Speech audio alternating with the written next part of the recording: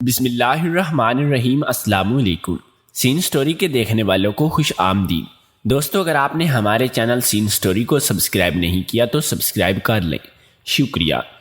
ہزاروں لڑکیوں کی طرح جن کی شادی ہوتی ہے اور پہلی رات وہ کمرہ عروسی میں گھونگھٹ اوڑھے اپنے شوہر کا انتظار کر رہی ہوتی ہیں، میں بھی زہیب کا انتظار کر رہی تھی۔ ایک عجیب سی کیفیت تھی میری، کیونکہ یہ رشتہ میرے والدین کی پسند سے ہوا تھا اور میں زہیب کو پہلے سے نہیں جانتی تھی، اسی لیے میرے ذہن میں یہ خیال کسی فلم کی طرح گھوم رہے تھے، وہ کیسا ہوگا اور اس کا رویہ میرے ساتھ کیسا ہوگا۔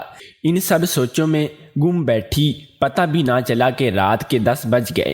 نیند تو میری آنکھوں سے کہیں دور چلی گئی تھی۔ میں کبھی دروازے کی طرف دیکھتی تو کبھی اپنے ہاتھ میں بندھی کڑی پہ وقت کو دیکھتی۔ کیا میری طرح سب لڑکیوں کے شوہر پہلی رات ایسا کرتے ہیں؟ گرمیوں کے دن تھے، مجھے کمرے میں گھٹن سی ہو رہی تھی، دل کر رہا تھا کہ باہر جا کر صحن میں بیٹھ جاؤں۔ اچانک مجھے میرے ساتھ والے کمرے سے کچھ عجیب سی آوازیں آنے لگیں۔ وہ آوازیں زہیب کی لگ رہی تھیں، کیونکہ جس وقت وہ ہمارے گھر آئے تھے مجھے دیکھنے تو میں اپنے کمرے میں تھی، لیکن سب کی آواز میں سنائی دے رہی تھی۔ میں تجسس کے مارے اٹھ کر باہر جانے والی تھی کہ اچانک لائٹ چلی گئی۔ رات کا 1 بج رہا تھا اور اچانک دروازہ کھلا۔ اندھیرے میں وہ چہرہ تو ٹھیک نظر نہیں آ رہا تھا۔ میں نے گھبراتے ہوئے پوچھا، اتنی دیر آپ باہر کہاں تھے؟ میں کب سے آپ کا انتظار کر رہی ہوں۔ پہلی رات اپنی دلہن کے ساتھ بھلا کوئی ایسا کیسے کر سکتا ہے؟ میں کب سے آپ کا انتظار کر رہی ہوں۔ زہیب کہنے لگے، میں اپنی ماں کے کمرے میں تھا اور میں اماں کی ٹانگیں دبا رہا تھا، اور میں شادی سے پہلے بھی ہر رات اماں کی ٹانگیں دباتا ہوں۔ پہلی رات تو میں نے اس بات کو نظر انداز کر دیا کہ وہ زہیب کی ماں ہے اور زہیب کا فرض بنتا ہے کہ اپنی ماں کا خیال رکھنا، لیکن میں حیران اس بات سے تھی کیونکہ یہ زہیب کا روز کا معمول بن چکا تھا۔ وہ شام ہوتے ہی اپنی ماں کے کمرے میں چلا جاتا اور دونوں اندر سے دروازہ بند کر لیتے۔ رات کے 12 یا 1 بجے چپکے سے کمرے میں آتا اور میرے ساتھ لیٹ جاتا۔ مجھے اپنے شوہر کا یہ رویہ تھوڑا سا شک میں ڈالنے لگا کہ بھلا میرا شوہر اتنی دیر اپنی اماں کی ٹانگیں دبا رہتا ہے۔ ایک دن میں نے دل میں پکا ارادہ کر لیا کہ میں یہ راز جان کے رہوں گی کہ آخر وہ کمرے میں کیا کرتا ہے۔ ایک دن زہیب کام پہ گیا ہوا تھا۔ میری ساس یعنی کہ زہیب کی ماں بھی اپنی بہن کے گھر گئی ہوئی تھی اور مجھے بتا کر گئی تھی کہ اگر ان کو لیٹ ہو گئی تو وہ صبح آئیں گی۔ آج میرے ہاتھ موقع بھی تھا اور میں نے پکا ارادہ بھی کر لیا تھا، آج اپنے شوہر کا راز جان کر ہی رہوں گی۔ میں چپکے سے اپنی ساس کے کمرے میں جا کر سو گئی اور اپنے اوپر کمبل اوڑھ لیا۔ میرے دل میں بہت سی خیال آ رہے تھے اور جا رہے تھے۔ میں دیکھنا چاہتی تھی کہ میرا شوہر میرے ساتھ کیا حرکت کرتا ہے۔ کیا وہ میری ٹانگیں دبائے گا اپنی ماں سمجھ کر، یا کچھ اور کرے گا؟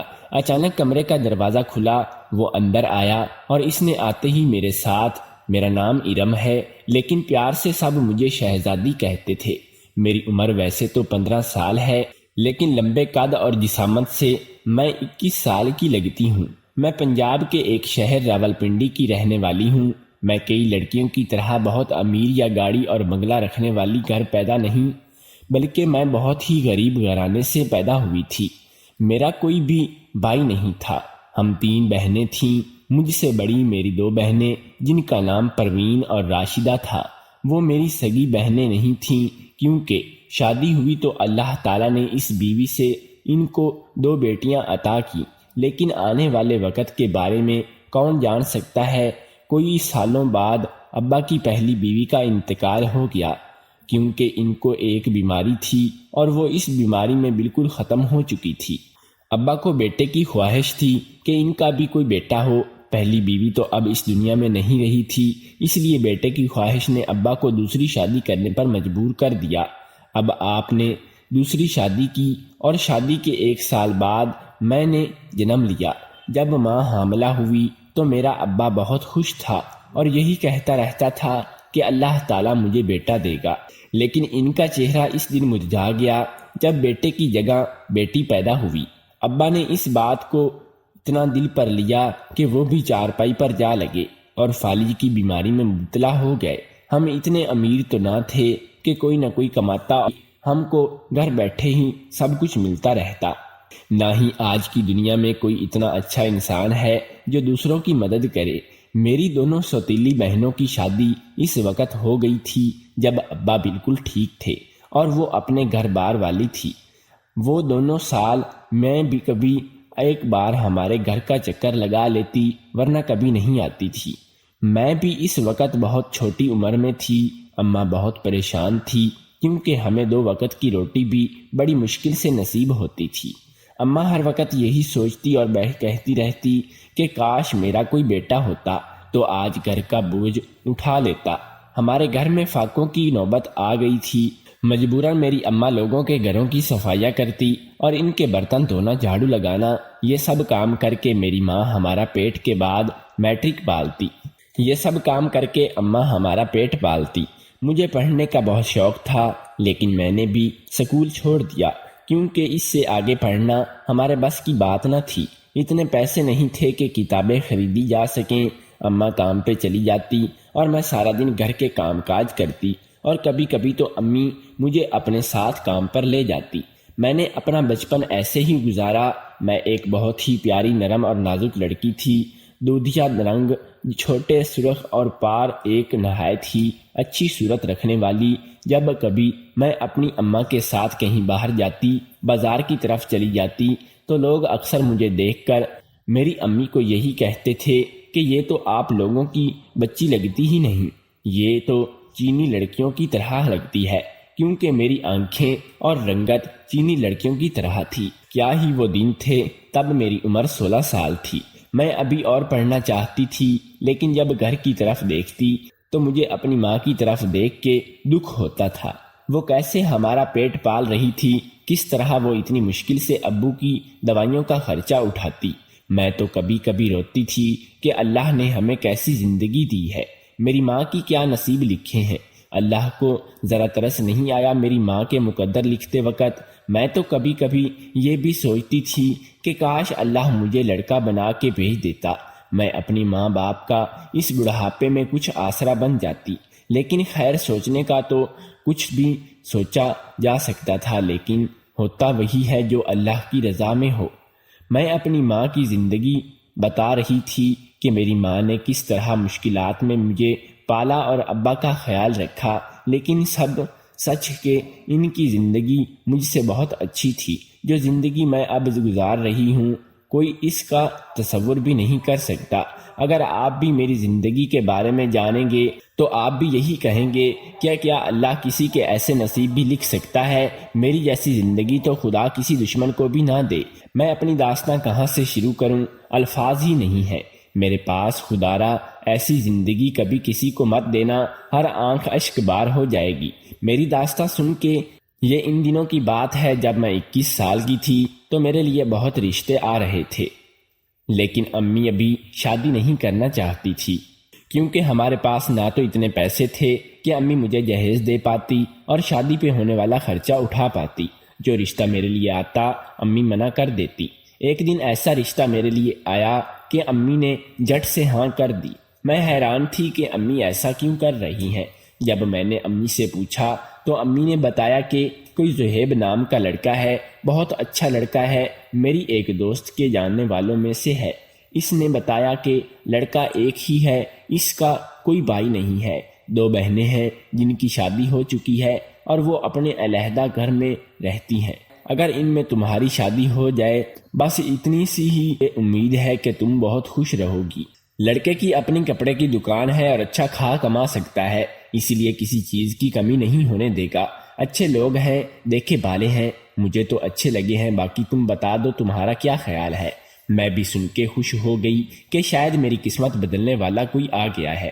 ان لوگوں نے بولا کہ ہم لوگ سادگی سے نکاح کر کے اپنی بچی کو لے جائیں گے اور مت لیجیے گا، ہمارے گھر میں اللہ کا دیا سب کچھ ہے، لوگ جہیز وغیرہ کی ہوا سب کچھ ہے، شکر ہے اس کی ہر نعمت موجود ہے۔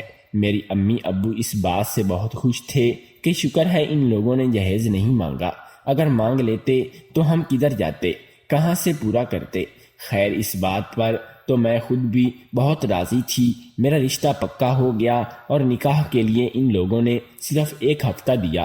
اتنی جلدی نکاح کرنا بھی کچھ سمجھ نہیں آیا تھا، لیکن خیر جیسے ہی تیسے کر کے نکاح ہو گیا اور میں ان کے گھر پر آ گئی۔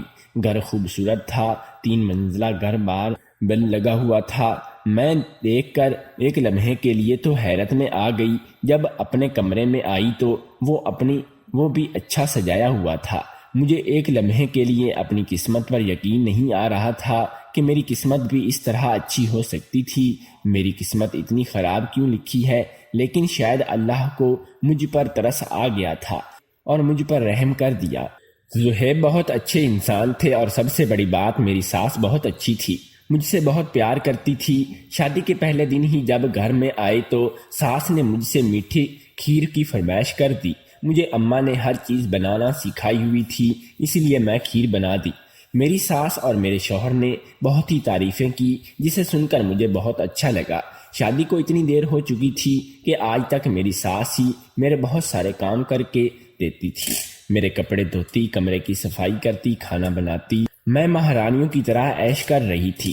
میں بہت خوش تھی کہ شوہر تو اچھے ملے ہیں مگر ساس بہت اچھی ملی ہیں۔ جتنی ان لوگوں کی تعریفیں سنی تھی وہ تو بہت ہی کم تھیں، یہ لوگ تو بہت زیادہ اچھے تھے۔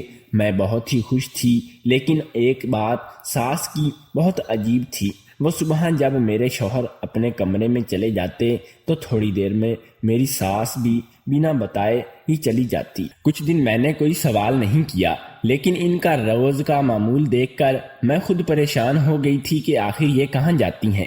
ایک دن میں نے پوچھا تو بولی کہ میری ایک دوست ہے، ادھر سے تھوڑے فاصلے پر رہتی ہے، ان کے پاس جاتی ہوں، ذرا وقت اچھا گزر جاتا ہے۔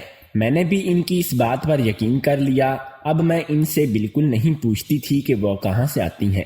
وہ شام میں جب گھر آتی تو آ کر میرا سارا کام کرتی تھیں، یہاں تک کہ مجھے کمرے میں لٹا کے جاتی تھیں۔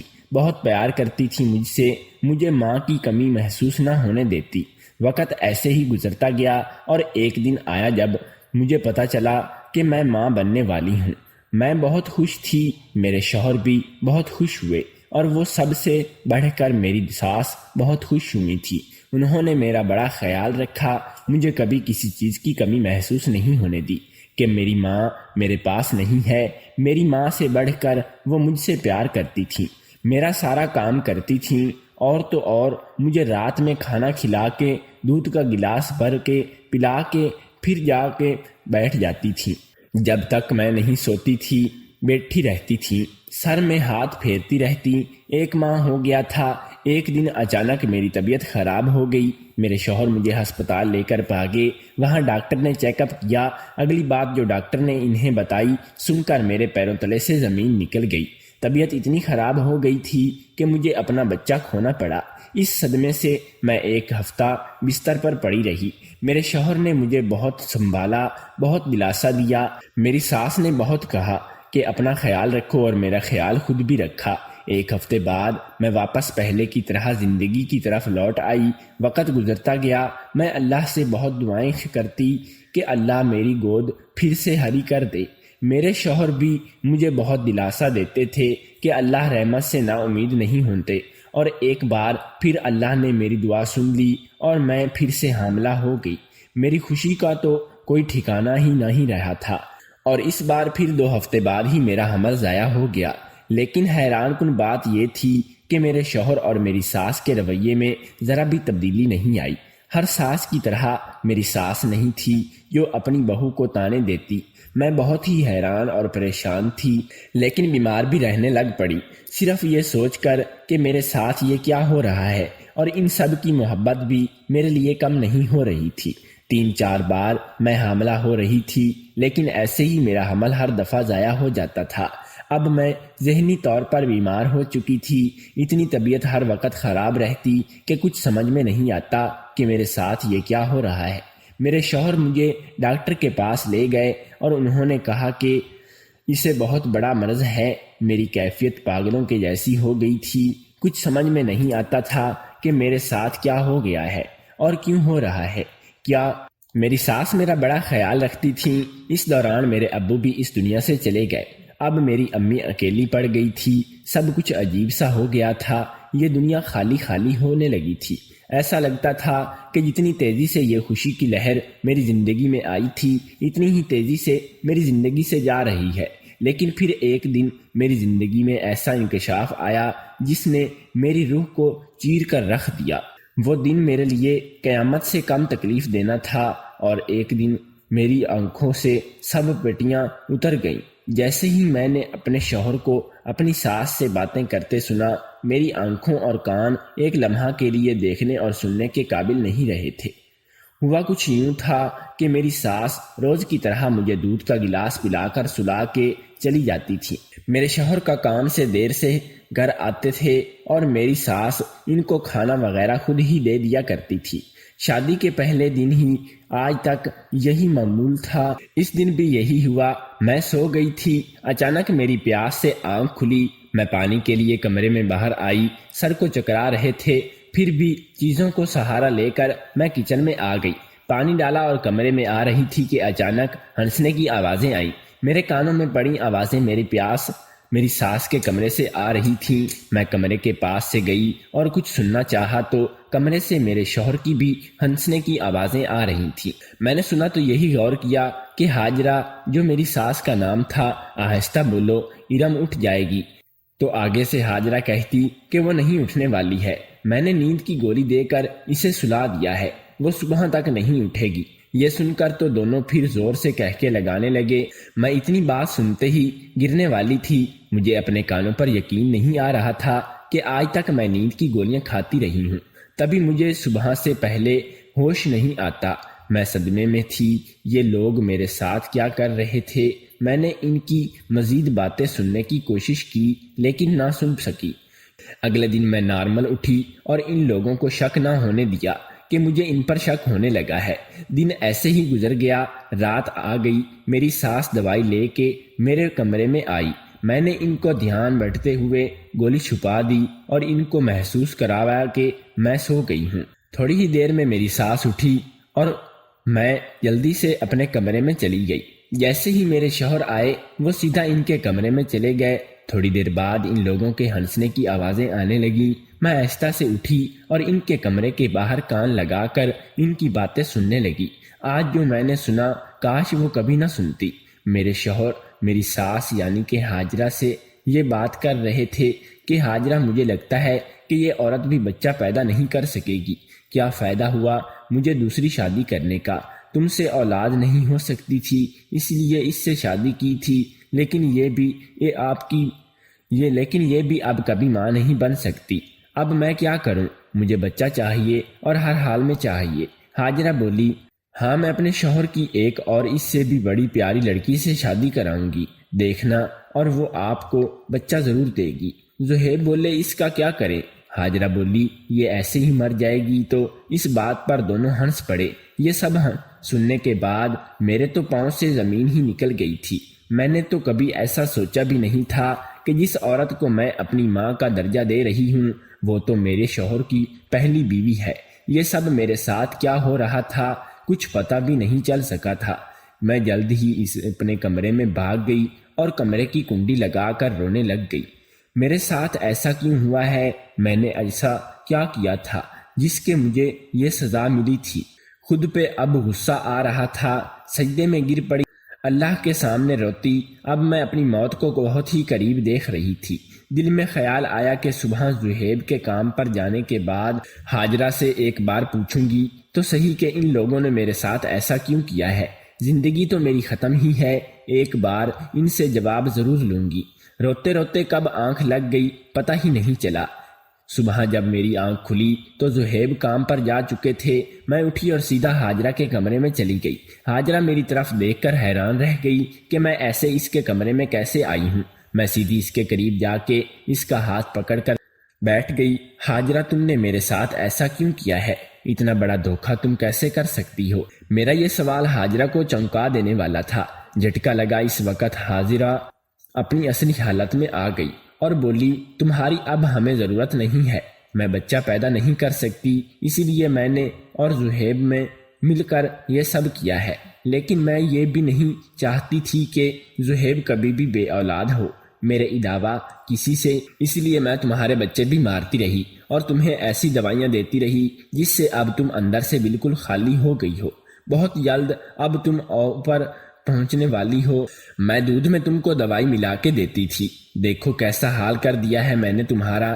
یہ سب باتیں مجھے تیر کی طرح لگ رہی تھی۔ میں نے ہاجرہ کو اس کے کندھے کے سر سے پکڑ کر ہلایا اور صرف یہی بولا کہ اللہ انصاف کرنے والا ہے، تم نے جو کیا ہے اس کی سزا ضرور پاؤ گی۔ میں تمہیں اب کچھ بھی نہیں کہوں گی، اللہ مجھے انصاف دے گا اور تمہیں اس کی سزا ضرور دے گا۔